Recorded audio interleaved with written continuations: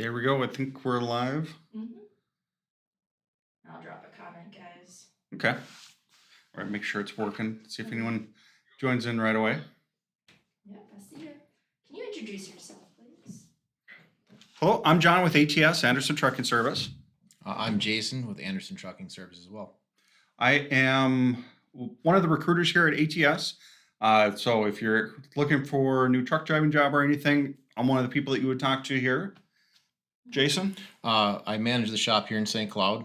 One of the three shops. I've been here about 11 years now. I work in the maintenance department with trucks and trailers. Okay. Well, what we're here to talk about today is best ways to prevent breakdowns, which is definitely one of the big things that we hear, Yeah. especially in the recruiting department. A lot of people are talking about, oh, my truck's broke down. What am I going to do about it? How are we going to get parts? But a lot of things are, what can be done in the first place before the breakdown, right? Yeah, Absolutely. There's some stuff that, of course, you're not going to be able to prevent, but some of the stuff you are, and that's what we kind of want to go over tonight. As always, please let us know where you're checking in from. We want to say hi to everybody out there, hi to our current drivers and everything. So make sure to put your comments up on the board there and we'll get to them, okay? And guys, I sent a message. It's live on the platforms. I'm not seeing it up there, but if they don't come through, I'll just give you, I'll just shout them out for you. Okay, perfect. That works. That way we can get to all of them for you. Okay, so first thing, some of the big things, schedule regular maintenance. Yeah. What does that look like? It looks like a lot of things, actually. Anything involving your truck. A lot of times with our trucks that we run, we have intervals for absolutely everything that's PM related. From an oil change, air cleaner, to your overhead, to your DPF change out. All those items on the truck that make it go need to be scheduled out on regular intervals. And the best point of reference is to follow the manufacturer specs on that. So the OE gives us guidelines. Mm-hmm. We look at what we run, the application of it. Is it a heavy haul, flatbed, van, truck? And then we put together a schedule that makes sense for how many miles can we go before we got to change the oil. Well, this application, we have to change oil quicker because we're running heavy haul trucks. It'll be a little more detrimental to the engine if you run it longer. So Okay. that's the big thing, is to get everything set up on it and to make those appointments when it comes due for time. I know on personal vehicle wise, some of us aren't as good as doing that to our own cars, but when it comes to making your livelihood on the truck you drive, it's very important to get everything set in place and get your appointment scheduled on time or ahead of time, just so you can get into the shop as you need to. Yeah, and even with different brands of trucks, there's different intervals on there. Absolutely. Not every brand is the same. No. Right? Like, was it Peterbilt is longer? You can go longer on a Peterbilt than a Freightliner, or how does that kind of go? Yeah, there's like MX engines. If you run a van application, your idle percent is below a certain threshold, you can go 75,000 miles on an oil change. You get a Cummins engine in a heavy haul truck, we're going to cut you off at 45 or somewhere in that range. Okay. Every manufacturer is different, so you need to know what your truck specs are, and then you got to plan around that. Okay, perfect. Looks like we're getting the comments There in you go. here. See what we got. Jaron in Grand Island, Nebraska. Moving wind towers. Sounds like a good area for it. Baytown, Texas. Way down there. That's got to be a little bit warm. We're getting a nice 70 degrees finally up here. And the snow's finally melted, so it's a good day. Noah's here. Yeah. Yeah. Who's here? Noah. Everyone, you're sitting at East right now. Okay, cool. Please keep the comments coming in here. Paul, hi, how's it going? Doing it, I could say, Nice. All right. Okay, so sorry, we'll jump back into our subject here, scheduled maintenance. Yes. And there's things like preventing costly breakdowns. Of course, that's getting your oil changed. I know when I was younger, we didn't really get to my oil changed all the time, and car broke down, because that's one of the things that happen. If you don't keep up on that, your cylinders get gunked up, your injectors get gunked up on there, and you're going to have issues, right? Yeah. And the other side of that too, though, is a lot of the trucks we run are new. And you want to follow your warranty guidelines. If you're not getting your maintenance done on time, we've had things denied for warranty because we cannot provide proof of oil change history within the intervals, or we didn't do the overhead on it and happened to have a cam flaked out on it, and they denied it because we didn't go inside and do what we needed to do. So that's why it's important, not only just for the truck itself, but also for your warranty and getting your dollars covered when you do have a breakdown. Okay. Yeah, and is there something that they should do when they're getting fuel too that they might want to look at? Yeah, it's always a good idea to take a look at the truck. I mean, really important pre-trip, post-trip inspections do help quite a bit. drivers, rule of thumb is they know the truck better than anybody. I mean, when it comes down to knowing every single thing on the truck, they drive it, they feel it, they know it. Following through with that stuff, write it down, put a maintenance log together. When you come through a terminal, you're going to make an appointment. You don't forget those things. You write them down, get them into the shop, take a look at everything that's going on. You talk cold weather now, it's not the time of the year to talk that, but in the past, we've had a lot of issues with Minnesota, anywhere in the northern hemisphere that you drive, and it's going to be below zero. You've got to put some gel treatment in your trucks. And one big mistake people make is they'll run into a cold climate. They'll fill up in the south. They'll come up, halfway up, fill up again, come into the cold climate, and then have issues. Yeah. The problem too, though, is they'll put diesel 911 in, which is great. They'll cut the paraffin. Diesel will go back to what it needs to be, but it will re-gel again because you didn't put a preventative in there too. So you got to run both in there and understand the concentration based on the temperature. So up to 100 gallons, but at what temp? How many bottles do I need to put in? That kind of stuff. Very, very crucial. Yeah. And I drive a diesel truck, and I know from experience being up here, going out ice fishing and everything, I've gelled up out there. Yeah. Sitting out there 20 below, and even when you're running blended diesel in there, you can still have some issues. So keeping a bottle on there definitely helps you out. Also with like DEF. That's one that I've learned when I get DEF at a truck stop. Look at the hose, make sure that there's any crusties on there or anything, because that's one too that when you start going in there, that can affect your DEF system. So there's little things like that can help you with maintenance. Checking all your fluids, coolant, everything, make sure that that's all good. Basically, I mean, you guys know what preventative maintenance is out there. So it's just keep it on top of it. And if you see something, say something. If you're waiting a little while to let your fleet manager know that, hey, there's this issue with it, it might turn into a bigger issue that we could have prevented earlier. So let us know if there is any issues out there. Rachel put on there, I was supposed to be flying out to see my husband in July. How do we go about getting permission for me to be on the truck? That's easy. All he has to do is talk to his fleet manager to get a passenger pass. And once they sign it, sends it in, you're good to go. That's how easy our passenger passes are. Do they have to fill out this ATS insurance plan? Nope, it's the passenger pass program. All that information will be on there. And once you fill out that, it's taken care of. We take care of the rest for you. So it's nice and easy.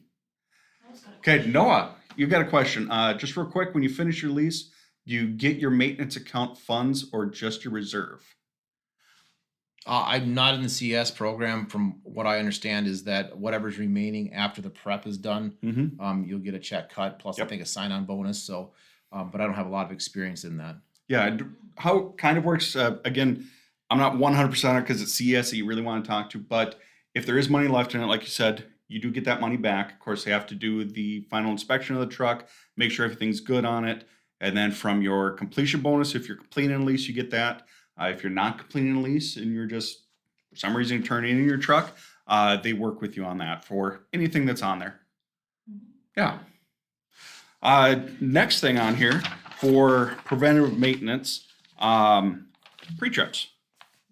That's a big one. Yeah, it is actually. It's actually critical as far as from your safety standpoint as you as the driver. It's also nice to know what you're getting into, especially pulling a trailer. You might not have been the last guy to drop that trailer, but now you get to take a look at it, check your tire pressures. We're going into the heat of the summer. Blowouts happen all the time because of low pressure. Just thumping them might not be enough. You need to actually stick them, take a look. Throw your lights on, check your air tanks, get the air out of the tank, especially on the trailer too. If you got time, bleed that out. Just really give it a good once over, and when you're done, report that. Report what you find. Don't just take off and drive with it. Get a hold of road service. Get someone out there to take care of it. It's better to do it now than later, or to get stopped and get cited for a ticket on that. The basics, you guys understand, popping the hood, checking all your fluids where you go, but it's just standard things just to look at, but it is important, and take a look when you're done. Never know what developed throughout the 10 hours that you're driving. So yeah, because everybody sees it when they get into the scale and you all of a sudden got a light ticket or something like that. Preventative maintenance, if you saw it before you go in there, might not have gotten that light ticket or put out of service until something got fixed on there. So being ahead of the game on things is kind of key there. Jason, do you want to touch on Scott's comment? All right. How about making those scheduled maintenance available on the app for drivers, keep them notified of the show? That's an excellent suggestion, actually. I've been asking for that as well. One thing I think there's a disconnect is you as drivers understanding and seeing what's coming up on your truck and having notification. I've actually asked to somehow get the app going so that you guys can have a maintenance log on that as well. and you can see what's coming, and you can also journal everything that's going down. So when you do come in for an appointment, you can send that in, and we can see all the different things that are going on. More information, the better. But I totally believe you guys need to have full access to what's going on, and you can see what's ahead of you. It's Yeah, that very is a crucial. very good idea. Yeah. Even like trailers, when they go to pick up the trailer, if they can mark down anything bad on them, Mhm. that way we can keep a log. When you drop it off, pick it up. Well, let's put it the other way. Pick up your trailer, you can mark off everything on there. When you drop it off, you have to mark off everything on Yeah, there. the 'Cause- DVIR process. Yeah, yeah, absolutely. I No. see it a lot from drivers that are talking, especially on Facebook. I see them where who had this trailer and they show a picture or something Yeah. that's wrong on there. Yeah. It'd be nice to be able to keep that track because we take care of the maintenance on there. It's not on the driver's cost for the trailer, is what I'm talking about. So if there is something, just let us know so we can get it fixed so the next person isn't having to be delayed because someone didn't want to say that, hey, there's a flat tire on here or there's a light out or something. Right? Just let us know. It's Yeah. easy to do. Right? Absolutely. Yeah. Yeah. Also, with anybody out there, if you have extra tips to let people know about maintenance or preventative maintenance or anything, put them on the comments. Let other people talk about it. Let's get a conversation going on there, okay? Let's dive into the comments, see here. Mr. Cruz, you got after your sign-on bonus, when do you get your second? Well, that's on the recruiting side, so Yeah, I'll I'll run let through you that handle one. that one. It all depends on the division you're looking to get into. They are spaced out differently. Like lease drivers are paid it's the end of orientation, then every 30 days. Company drivers, it's every 30 days. Owner operators is a little bit different. You're going to want to call and talk to your recruiter on that one. Okay, sorry, I'll jump back. Yeah, let me get back to the comments here. Mike is out in Pennsylvania. Nice. Going to watch the dogs. Yeah, it could be a good time. Yeah, I mean, as long as you're willing to stay in there and not shake all over the place, right? Yeah. Yeah, he's a couple puppies. Raj wants Jimmy to give him a call at earliest convenience. He is out of the office right now, but I'll leave him a message that he'll give you a call tomorrow, okay? Blew out a lot of caps, long time checking the tires. Air pressure. Oh, yeah, air pressure on the tires. Sorry, I don't have my reading glasses on, so seeing some of these comments on here, sorry, not the greatest for me. Yeah, caps is one thing that we've talked about. Do you know anything about the recaps or anything, how that program works? Yeah, I mean, recap on a lot of flatbed van, specialized trailers minus the low pro step decks. They run virgin tires. We don't have caps that are actually viable. We've tried a set about, we ran about 90 tires, 100 some tires on a set of them, but they don't handle the revolution, so Okay. they peel off. It's a bittersweet thing. A lot of people hate caps. Some people swear by them. It's a cheaper option on it. I don't see a lot of caps blowing on that stuff. It does happen. Mm-hmm. A lot of times you see cap peels come on there. They have a bad glue job, but over time you see the cracking around the tire rim itself. The good thing is that you are actually checking them, which tells me that, hey, he's checking them out and doing that kind of stuff. Right now, anything heavy haul runs virgin tires. A lot of stuff you see on the side of the roads are actually virgin blowouts. Rapid pressure loss is what you see a lot of times. They hit something and it just blows and shreds the tire out quite a bit. Yes, that's kind of one of the big things to see out there is Yeah, check for cracking when you're doing your pre-trip on there, and then the don't hit stuff. little bit of cracking around there is pretty normal on a cap. On drive tires, I know guys don't like them. I totally understand. It is the program that we run from a cost savings. You look at tires are the second biggest expense we run in the company. It means millions and millions of dollars across the board. Tires are hard to come by right now as well. So that's the other side of it. It's been shortages across the board between Yokos and Bridgestone and things like that. So we do have a good supply here. But that's the program that we're kind of sticking with at the moment. I don't see any changes coming in the horizon at this moment. Yeah. And what's nice about our tire program is it's more like an insurance program on there where it's the same price whether you use one tire, 15 tires, it's the same cost. So if you need a new set of tires on there because you see some cracking and something that isn't looking good, again, let your fleet manager know so we can get those things taken care of for you. Yeah, and there's guidelines we follow at the shops. Sometimes drivers come in, they want new tires on it, but they don't meet the spec criteria that our guys are trained to. Like, no, we can't do this because of X. We understand that you want them changed out, but the policy is set in stone with what we do. With other approval, we can go forward with it. But that is nice in the lease program. They do have that tire program. So they get a truck with half-life tires. We wouldn't expect them to pay full price to change them out. So Yep. And then another one that we got on there for preventative maintenance. It's not something that we're going to run into right now, but winterizing your truck. Yeah. What you need to have on there. We touched on it a little bit with the Rescue 911 or whatever. That's Yeah. the diesel anti-gel in there, but there are some other things to look at too, right? Yeah, you know, a big thing that we see a lot of throughout the year is frozen brakes. Happens quite a bit. Drivers will drive, and a lot of you guys know this. You driving, going through some snow. You go park for the night, you set your brakes, and the drums are really hot. Guess what happens? Water goes there, they freeze on. It happens quite a bit. I know a lot of drivers I've talked to over the years. They've done it a few times, so they actually will let themselves, park with their truck brakes for a while, let the drums cool down a little bit, and then they'll move the truck just a little bit back and forth to make sure everything's freed up, set the brakes for the night, and go. That's a great way to look at it. Yeah. And if you have a hammer, I mean, honestly, have a 3-pound maul with you, where you go and have some winter clothes to go out there, drain your tanks. Absolutely drain your tanks. A lot of moisture buildup. You don't believe that, but there's a lot of moisture buildup in the winter time too. So drain your tanks down, because all it's going to do is push down your glad hands into your trailer, and you're going to freeze up your brake valve real fast. So carry some airline antifreeze with you. That's a good thing to do. Always have that with you. Have some 911, some fuel treatment on that. And just pay attention to the fuel you're getting, and take a look at what's going on. Look at your fuel filter. I'd always carry an extra one, 2 of those, the Davcos. They're easy to change. The wrenches aren't that expensive. They are specialty, but $20-$30, you can typically get yourself a wrench, and you can change that out yourself, because it will start to wax up on you. And once it does happen, you might cut it in your tank, but your filter's still plugged, and you're still not going to go anywhere. So having some of that, set of wiper blades, winter blades, extra washer fluids, that kind of stuff. And the other thing to understand with your bunk heaters, especially in our fleet, that pickup line's only an 1/8 inch. So any waxing at all is going to get in that pickup tube, and it's going to plug up your bunk heater, and your S bar is not going to fire. So you'll see a lot of that in the wintertime, the first round that we have a good cold snap. Nobody put any treatment in there. So you really want to keep that going. Okay. So yeah, definitely. Yeah, let's jump back to the comments here, see if we got any new ones. I'd like to know right now, my tires are legal, but will I definitely need a new set before winter? Yeah.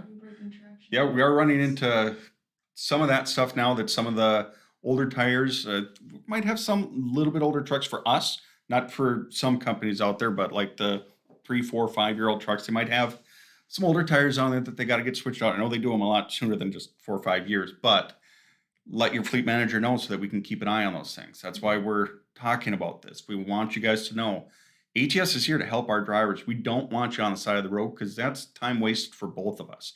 You're not hauling the freight, and if the freight's late, we're not getting paid the same. We want to keep our reputation up, that the loads are there on time. So let us know when you run into something, okay? Now let's see. Scott has another suggestion. Yeah, he's talking about the RGN and the removable necks that are on there, and the pen mechanism on there causes a lot of issues on that. And we do check those quite often, all the time. We're checking those. We're finding broken springs, broken pins on it. Things are messed up. It's been an issue quite a bit. We get a call at least once a week from drivers that have issues with that. We try to walk them through it. We do that during inspection. It is on a yearly basis. We have scheduled maintenance for removing the gooseneck and checking it out. A lot of times we find and address a lot of those. Sometimes they work fine for us in the shop. You guys get out to a carrier and something happened, or it just doesn't work the way you do. But we're doing it in a dry environment, inside on concrete, and everything seems to function fine for it. So built OD lights with trailers aren't checked either. They are checked as part of the PM on that. The other thing too with OD lights, careful on that too. A lot of drivers forget the fact that when you wire your plug up to your OD light, you got to flip and reverse the wires, because the hot side's covered on the trailer. So you actually have to change them over on that. We do check them. We do make sure they work. It's wiring. It could be anything at that point on that, but we do check that stuff majority of the time. Can't say all the time, because guys do forget or miss something once in a while. So. Okay. Perfect. Yeah. Okay. Great. Again, please, any comments, anything you got out there, please put them on here. Even afterwards, when we're done with this live, we check these comments a lot to make sure that we cover everything. If there's anything that you're wondering about out there, even that's not directly related to what we have that we're talking about right now, if you want to know about the programs or anything, put that information out there. We'll be glad to talk to you guys. Okay. Yeah. Perfect. Well, we're kind of running through stuff. Unfortunately, there isn't a ton of comments out there right now. A lot of people, or not a lot of people on there right now commenting. There's a couple. Air dryer service, yeah, that is a thing. It's done annually. Air dryer cartridge is an annual service that we do. Change the cartridge out. They will get full of moisture too. So we do that as well on an annual basis. The 365 mark. Okay. Benson trailers, when are we getting rid of the red of the Benson trailers? Yeah. They're 2012s. Yeah, I get it. They're 10 years old. They're a little bit the oldest we have in the flatbed fleet. The drums that are on there probably are not OE anymore. We have had some drums come out there. We have seen pieces, they fall apart. Depends on the castings, where you get them from, that kind of stuff. We've seen that happen quite a bit. I would imagine that in the upcoming couple of years, we'll start seeing those trailers slowly go away. There's a lot of rust jacking in those bogey boxes, and I know their sliders are getting stuck. We get it. We deal with them every day, so I understand that one for sure. Okay. Thomas has a question. A lot of the new RGNs and OD lights don't work. Is there a cause of that? Is that kind of what you're talking about with the reversing the polarity on them? No, I'm talking on the lights themselves with, Okay. with drivers hooking to it, but I think he's referring to how Trail King wired those. I have to dig back on that one. I believe it had something to do with the wiring from the factory and what they use to power those lights. A lot of times in the other trailers, they're powered off of the 7-way harness in the back, but sometimes those OD lights, there's a switch somewhere, I believe on the side of the trailer, that might be running off the blue wire. So I would have to check on that one and get back to you. I know my service leader in the trailer shop does understand those more than I do. So we'll see if we can get you an answer back on that, Thomas. Okay, perfect. Anthony, are there going to be getting any new dedicated routes in the van division? As of right now, I'm just going to talk as new drivers coming in. We don't have anything dedicated on the horizons right now, but that could change at any time. They're always working on new stuff to keep our drivers on certain dedicated routes or projects too. They come up every once in a while. I know a big one. Everyone loves the Walmart dedicated runs. When we have those, we definitely get the drivers on there as soon as we can, so we can get that hauled. Best thing is just stay in contact with your fleet manager. Let them know, hey, is there anything dedicated coming up? What can we do? What can we get into there? Don't always expect just because you're on dedicated, you're going to get a lot more home time. They might have something in a different area that could be dedicated that will make you really good money, but you might be out a little bit longer. So talk to them, see what's going to be out there. Jason, you want to address that? Dottie trucking. Yeah. No, I am not a diesel tech. No, I am not. I worked in the diesel shop with it, but I've never been a wrench, professionally. What's your Okay. title again? What's your Shop title? manager. Yeah. Yeah, let's see. Anthony, I know the place we haul for now that wants us as a dedicated, but can seem to get anywhere with it. Anthony, what you need to talk to. Well, first step, have you put the information in on the driver app? There's a spot on there right by referrals for drivers. There is customer referrals too. Put that on there so that way it gets taken care of. If you're not getting an answer, if your fleet manager, how to put it nicely, doesn't have the right information for you, talk to your operations manager. They'll make sure that somebody reaches out. And still, everybody has their recruiter's phone number. Call us. We're glad to help you out with any questions. And I tell all my drivers when they come in, program my number into your phone, put my name on it. So if you need anything, even when you're out there running, call me. I'm glad to help out. I have a couple drivers at least a couple drivers call me every day. Hey, what about this? How's this going? What about this freight? What about trucks? I have a referral for you. Anything, call us. We're glad to help you out. We might not have the perfect answer for you right away, but we know how to bug people in every department to be able to get the answer for you. Let's see. What's the average gross per week on open deck lease purchase program? That's always the big one that we get asked a lot is what are we paying out there right now? Freight, there are some differences out there right now, like the load boards and everything. You're seeing the freight out there, that's starting to drop a little bit, but our dedicated freight that we have that's to us because we're customer direct freight, that's staying really good because we had contracts for that. Realistically, a driver right now as a lease driver, doing the average amount of freight, average amount of time out, after expenses should still be taking around $2,000 to $3,000 a week take home. I mean, that's still really good money out there for what these drivers are seeing. And yeah, there are a lot of companies that are not kind of making that kind of money because they were working off the open load boards and everything, where ATS, we have our own freight. So that's keeping our freight prices up. Yeah, Thomas also asked, upgrading your inverters from 2,500 instead of the 1,500. Yeah, actually that increased earlier this year. The new Thermo Kings came with a 2,000 watt pure sign instead of the 1,800 watt modified sign. So we are increasing it to a 2,000 watt. Seems to be good. We're doing a pure sign inverter. much more expensive inverter, much more reliable inverter. So you get consistent power all the time. You don't have the peaks and Okay. valleys. So yeah, that is increasing to a 2,000. I've seen up Okay, I've nice. seen up to 3,000 from other company trucks, from other companies' trucks, not company trucks. But yeah, it seems like we're getting better and better with those things, and everything in the trucks need power nowadays. So had decent luck with them. Okay, Yeah. good, good. Yep. Rachel asking, what about if you think your husband's recruiter is not there? One will be assigned to you. Every driver here has a recruiter assigned to him. What I can do, I can give you my information. Call me tomorrow. I'm glad to help out. I've been here going on 9 years now. So a lot of the drivers out here know me. Maybe not my face, but they know talking to me and everything. Sam, if you want, put my information out there. She's working on it. She's going to post it. Like, That way you I got lose it. But yeah, give me a call. If it's not me as the recruiter, because I can look it up in the system real quick, all I need is a name. I don't go by global ID numbers or anything because you're not just a number to us. We go by names.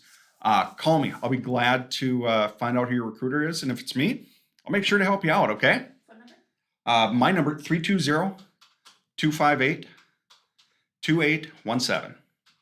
Yep. Or put my email in there too so that they can email me if anybody else out there has questions. It's John Hay at atsinc.com. It's does that look right? Yep, perfect. Post it. There you go, guys. Now you got a direct link on there to one of our recruiters, me. So yeah, if you got anything, call me, ask me. I'm glad to help out, okay? Let's see here. Who do we contact about an issue with a work order? I'm guessing it's work order. Yeah. I would contact the manager of the shop. So if it was East, you would call me. If it's Pori, call Charles Elliott, and if it's Houston, it's Jason Rogers. Okay. You contact them directly and just let them know what you see in the work order, what you think is wrong on it, and then we can go through it with you and see what was done. Sometimes it's a clarity issue. Sometimes we screwed up on the billing code or whatever it is. So absolutely call the shop manager. They can talk through it with you. Awesome. Yeah. Good. Scott, one last suggestion. Let's get the equipment, chain straps, binders, flags, banners, that stuff on the app. Also would make it much easier for us drivers. Yeah, they want to see the ME equipment listings out there as well. Oh, okay. Yeah, so the mechanical equipment center back there. So yeah, I get that. Yeah, Makes no, sense. I understand that. And really right now, if it's not on the app, call us in the recruiting department. I can email you over the list of it. So if you want to know what everything is that you need on the truck, I can definitely get that out to you. So yeah, let me know. Even if you don't call me or email me, message on Facebook here. And I actually monitor the Facebook page. I'm one of the monitors, I should say, that does the Facebook page. So I'll be on there. If you have questions, put it out there. I'll be glad to help you. Okay. Yep. Scott, the MEC stuff. Yeah. Yeah. We'd be glad to get that list out because we actually get that a lot in the recruiting department. What do they need to do flatbed specialized? How many chains? What size? How many straps, chains, binders, dunnage? Tarps are a big one. They always ask, what size tarps do I have to have and how much do they weigh? So we'll be glad to get that information out to you. Yeah. Anthony, can you buy your own inverters and have the ATS shop put in? No, we suggest not doing that.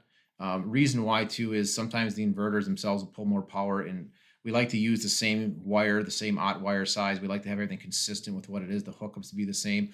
And Peterbilt trucks are wired in to shore power into the truck themselves. They actually run, and they're hardwired from the factory in there to run outlets. So it gets a little bit difficult when it comes to that. Now it depends if you have an inverter, or excuse me, a Thermo King APU on there as well.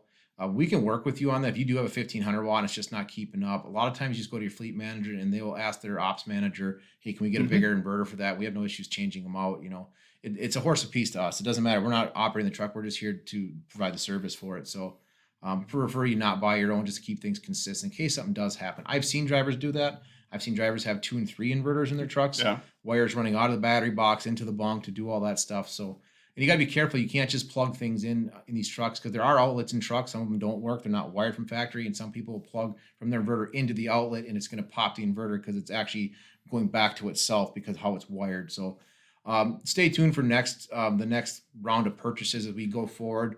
We're asking to have inverters from the factory wired in to the outlets to have everything there, make it easy. And also at that same token, they actually can put a module in there that'll actually trickle charge the batteries at the same time. Oh, nice. So good. Yeah. So basically what you're kind of saying is don't use the Christmas wiring guide No. when you're trying to hook stuff up? I wouldn't. Yeah, Yeah, yeah. I would come and get what we've been buying some TK 2000 watt inverters, and there's a couple other brands that we've been going. Xantrex is a pretty popular brand. Okay. The OE's have been using pretty decent stuff. So Good, good. Yeah. Thomas, see your message on there. I'll be looking for your phone call tomorrow. Just, I get in at 7 a.m. Central Time. So anytime after that, 7 to 4 is what I work. So give me a holler anytime. See what else we got up here. Gary, maybe get loads for drivers almost 9 years and no one cares. I asked him to clarify. 'cause I'm Yeah. not sure what that means.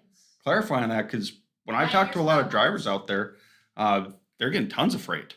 They're always getting load offers out there. I mean, Yeah. there are some that are saying that they don't, but you want to talk to your fleet manager. I mean, if you've gotten into a bad area because of a load you picked, they might not have something right away for you. So pre-planning on that is a good thing. Talking to your fleet manager, communication, let them know.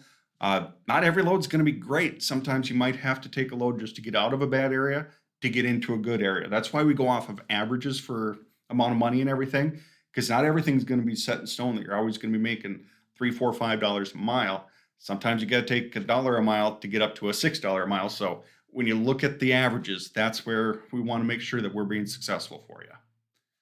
Yeah.